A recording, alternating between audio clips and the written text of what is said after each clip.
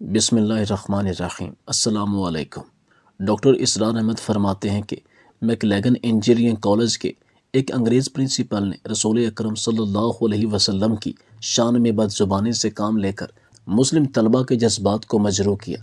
طلبہ نے احتجاج کیا تو اس انگریز پرنسپل نے بڑی مخالفت کی اور ایک طالب علم کو برہنہ کر کے اس کی شرمگاہ پر آگ کی تیز ہوا دی جاتی، جس سے اس کا وہ حصہ جھلس جاتا اور یہ سب دیکھ کر اس طرح کہہ لگاتا کہ بات کرنا ہی بھول جاتا۔ ڈاکٹر اسرار احمد کہتے ہیں کہ اس گستاخ کو اتنی بڑی سزا ملی جو میں لفظوں میں بیان نہیں کر سکتا۔ اس بدبخت کو ایسی بیماری نے آ لیا کہ ابھی اس واقعہ کو چند دن ہی گزرے تھے کہ میں جب بھی اپنا کھانا کھانے لگتا تو مجھے اس انگریز پرنسپل کی کھانے کی ٹرے یاد آ جاتی اور میں اپنا کھانا بھول جاتا، کیونکہ 4 انگریز ڈاکٹر اس پرنسپل کو ایک بیڈ پر لٹا کر اس کا پخانہ نکالتے۔ اس کے پخانے کی جگہ ایک عجیب مشین لگی ہوتی اور اس کی چیخوں کی آواز استغفر اللہ۔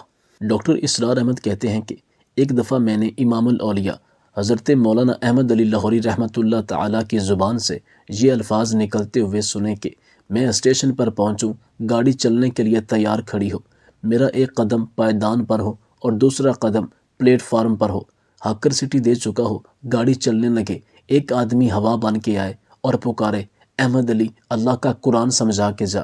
فرماتے تھے میرا دوسرا قدم پائیدان پر بعد میں پہنچے گا، میں آنے والے کو پورا قرآن سمجھا کے جاؤں گا۔ کسی نے پوچھا مولانا پورا قرآن اتنی سی دیر میں کیسے سمجھا دیں گے؟ فرمایا قرآن کا خلاصہ 3 چیزیں ہیں: رب کو راضی کرو عبادت کے ساتھ، شاہ عرب محمد مصطفیٰ صلی اللہ علیہ وسلم کو راضی کرو اطاعت کے ساتھ، اللہ کی مخلوق کو راضی کرو خدمت کے ساتھ، یعنی عبادت اللہ کی، اطاعت محمد مصطفیٰ صلی اللہ علیہ وسلم کی، خدمت خلق خدا کی۔ یہ پورے قرآن مجید کا خلاصہ ہے۔ اللہ اکبر۔ 1931 کے اوائل میں میکلیگن انجینئرنگ کالج کے ایک انگریز پرنسپل نے رسول اکرم صلی اللہ علیہ وسلم کی شان میں بد زبانی سے کام لے کر مسلم طلبہ کے جذبات کو مجروح کیا۔ طلبہ نے احتجاج کیا تو اس انگریز پرنسپل نے بڑی مخالفت کی۔ ڈاکٹر اسرار احمد کہتے ہیں کہ اس گستاخ کو اتنی بڑی سزا ملی جو میں لفظوں میں بیان نہیں کر سکتا۔ اس بدبخت کو ایسی بیماری نے آ لیا کہ ابھی اس واقعہ کو چند دن ہی گزرے تھے کہ اس کی ایسی صورتحال ہوئی کہ میرا دل اسے دیکھ کر ہی لرز جاتا اور میں جب بھی اپنا کھانا کھانے لگتا تو مجھے اس انگریز پرنسپل کی کھانے کی ٹرے یاد آ جاتی اور میں اپنا کھانا بھول جاتا، کیونکہ 4 انگریز ڈاکٹر اس پرنسپل کو ایک بیڈ پر لٹا کر اس کا پخانہ نکالتے اور اس کی چیخوں کی آواز استغفر اللہ آسمان تک جاتی۔ اس کی روٹی بھی دوائی سے بنائی جاتی، اس کے پخانہ کی جگہ ایک مشین لگی رہتی، میں جب بھی اس کے بارے میں سوچتا تو میری روح لرز جاتی۔ اس بدبخت نے اپنی طاقت کے نشے میں آ کر مسلم طلبہ کے جذبات کو مجروح کیا۔ طلبہ نے احتجاج کیا لیکن کوئی سنوائی نہ ہوئی، مجبوراً انہیں ہڑتال کرنی پڑی۔ ہندو اور سکھ اپنی تنگ نظری اور نفرت فہمی کی بنا پر انگریز پرنسپل کی حمایت پر اتر آئے۔ معلوم ہوتا تھا کہ طلبہ کا احتجاج نہ صرف بے اثر ہوگا بلکہ ان کا مستقبل بھی اب تاریک ہو جائے گا، کیونکہ اس انگریز پرنسپل کے کہنے پر ان طلبہ پر بڑا تشدد کیا گیا۔ ان طلبہ میں سے ایک طالب علم کو مذاکرات کے نام پر دھوکے سے بلا کر اس کو برہنہ کر کے اس کو بری طرح مارا گیا اور اس کی شرمگاہ پر تیز آگ کی گرم ہوا دی جاتی، جس سے اس بیچارے کا وہ حصہ جھلس جاتا اور یہ سب دیکھ کر یہ اس طرح کہہ لگاتا کہ بات کرنا ہی بھول جاتا۔ ان طالب علموں نے بڑی سزا کاٹی، بڑی مشقتیں کاٹی، لیکن اپنے موقف سے پیچھے نہیں ہٹے۔ پورے برِ صغیر نے دیکھا کہ مسلمان واقعی یکجان اور لاکھوں ہزاروں جسم ہیں، ان سے جو ٹکرائے گا وہ مٹی کا ڈھیر بن جائے گا، اور یہ بات وقت نے صحیح ثابت کر دی تھی۔ اس وقت کوئی بڑا تاجر، کوئی امیر کبیر انسان نہ اتنی ہمت کر سکا اور نہ کہ اس منصب پر فائز ہو سکے۔ یہ صرف علماء کرام کی محنت اور عظمت تھی کہ انہوں نے ہر ایسے مشکل وقت میں مسلمان قوم کی سربراہی کی۔ حضرت مولانا احمد علی لاہوری رحمۃ اللہ علیہ کو خبر ملی تو فوراً ان کی حمایت پر کمر بستہ ہو گئے اور ہر خطرے سے بے نیاز ہو کر ان کی امداد کی۔ خود بھی اس تحریک سے متاثر ہوئے اور میدان عمل میں آ گئے۔ طلبہ کی حمایت اور اعانت کے لیے ایک امدادی کمیٹی تشکیل دی گئی۔ حضرت مولانا احمد علی لاہوری رحمۃ اللہ علیہ نے اس میں بڑھ چڑھ کر حصہ لیا۔ آپ کی صلاحیتوں اور بے پناہ قوت عمل نے اس واقعہ کو، جسے حکومت درخور نہ سمجھی تھی، ایک تحریک کی صورت میں بدل دیا۔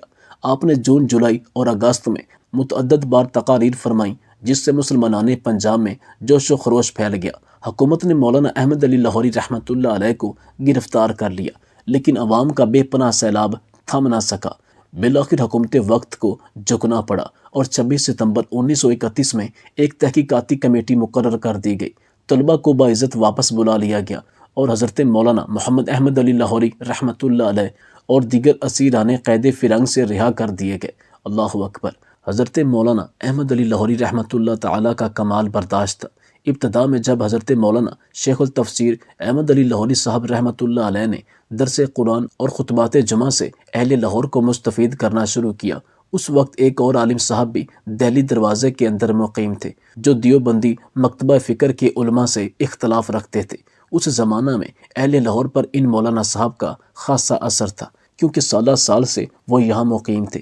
دہلی دروازے والے مولانا صاحب کو یہ ناگوار گزرا کہ کوئی اور عالم ان کا حریف بن کر رہے، اہلیان شہر لاہور کو اپنی طرف مائل کرے۔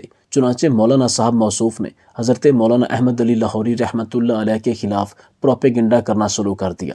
جمعہ کی تقریروں اور دیگر اجتماعات میں حضرت مولانا احمد علی لاہوری رحمۃ اللہ علیہ کو وہابی، بے دین وغیرہ کے خطبات سے یاد کیا جاتا۔ ادھر حضرت مولانا رحمۃ اللہ علیہ ہر جمعہ میں ایک جامعہ تقریر فرماتے، قرآن پاک کی کسی آیت کی تفسیر ہوتی اور رسول اکرم صلی اللہ علیہ وسلم کی سیرت اور اسوہ حسنہ مستند احادیث نبوی صلی اللہ علیہ وسلم کے حوالہ جات سے بیان کیے جاتے۔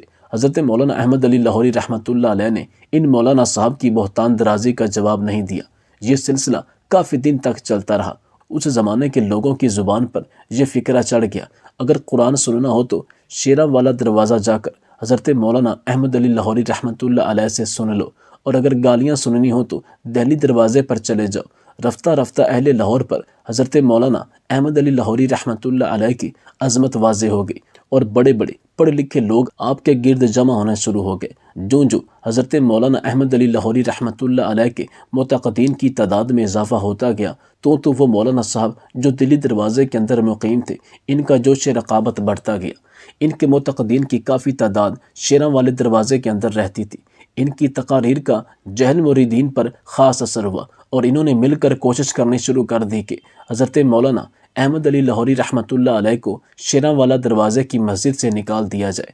چنانچہ محلہ شیراں والا کے کچھ لوگ اس بات پر آمادہ ہو گئے کہ حضرت مولانا احمد علی لاہوری رحمۃ اللہ علیہ کو فوراً مسجد سے نکال دیا جائے، اور دوسری طرف حضرت مولانا احمد علی لاہوری رحمۃ اللہ علیہ کے معتقدین نے مزاحمت کی۔ پہلے کچھ دن تو معمولی تکرار ہوتی رہی، اور وہ بھی اس وقت جب حضرت مولانا احمد علی لاہوری رحمۃ اللہ علیہ درس دے کر چلے جاتے تو معمولی سی تکرار ہوتی۔ ایک دن بعد طول پکڑ گئی، اور حالات ایسے پیدا ہو گئے کہ دنگا فساد کا خطرہ پیدا ہو گیا۔ دونوں طرف سے لوگ لاٹھیاں وغیرہ اٹھائے ہوئے آئے کہ کسی نے حضرت مولانا احمد علی لاہوری رحمۃ اللہ علیہ کو اطلاع کر دی کہ مسجد فساد ہونے والا ہے۔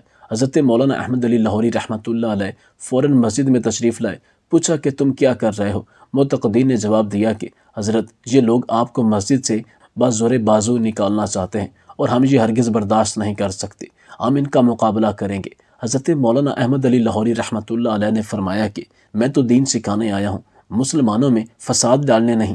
آپ حضرات کو اگر واقعی مجھ سے محبت اور عقیدت ہے تو چند منٹ کے لیے مسجد سے نکل جائیں، میں دوسرے حضرات سے علیحدگی میں بات کرنا چاہتا ہوں۔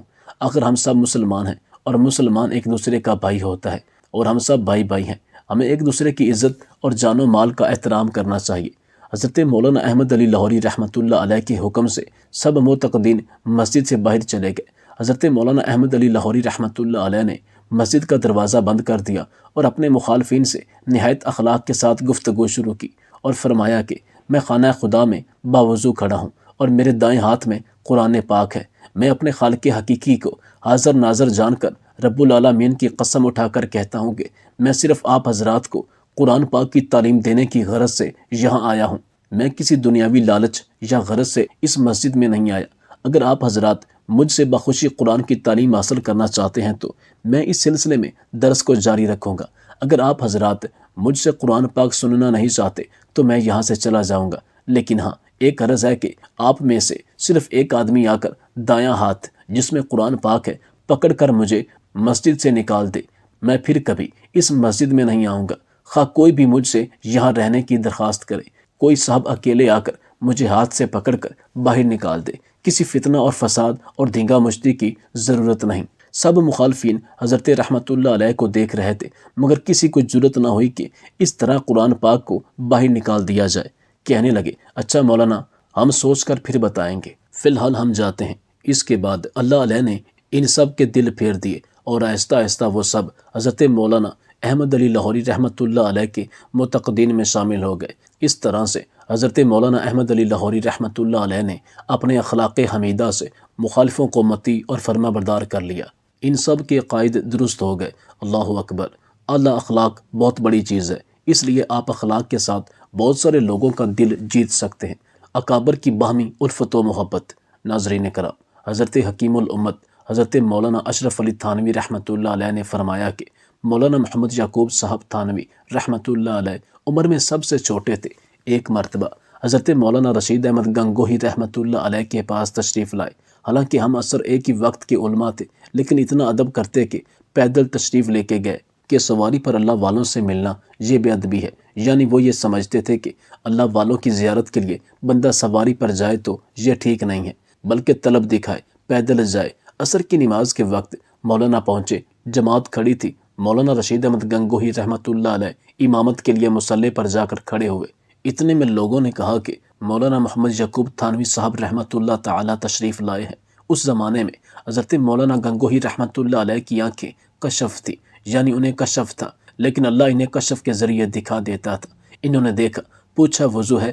مولانا کا وضو تھا۔ فرمایا آئیے نماز پڑھائیے، اور خود مصلی پر سے ہٹ گئے۔ دونوں کا یہ قاعدہ تھا کہ جب وہ گنگوہا آتے تو وہ نماز پڑھاتے، اور جب یہ دیوبند جاتے تو یہ نماز پڑھاتے۔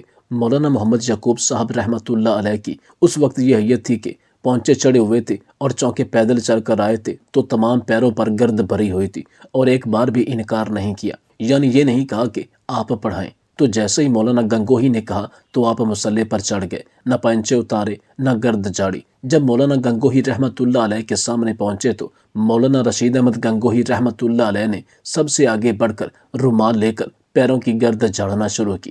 مولانا کی عجیب ادا تھی کہ خاموش کھڑے ہو گئے، حالانکہ مولانا گنگوہی رحمۃ اللہ علیہ یعنی مولانا یعقوب تھانوی گنگوہی رحمۃ اللہ علیہ کا نہایت ادب کرتے تھے۔ نامعلوم اس وقت کیا حالت تھی۔ مولانا گنگوہی رحمۃ اللہ علیہ نے اپنے ہاتھ سے پینچے اتارے۔ مولانا گنگوہی فرماتے تھے کہ اس پر میں بہت خوش ہوں۔ جی خوش ہوا کہ مولانا یعقوب صاحب نے کچھ تکلف نہ کیا، یعنی دیکھو دونوں بہت بڑے علماء ہیں اور ایک دوسرے کی اس طرح خدمت کر رہے ہیں، دوسرے کے پاؤں سے اس کی گرد جھاڑ رہے ہیں۔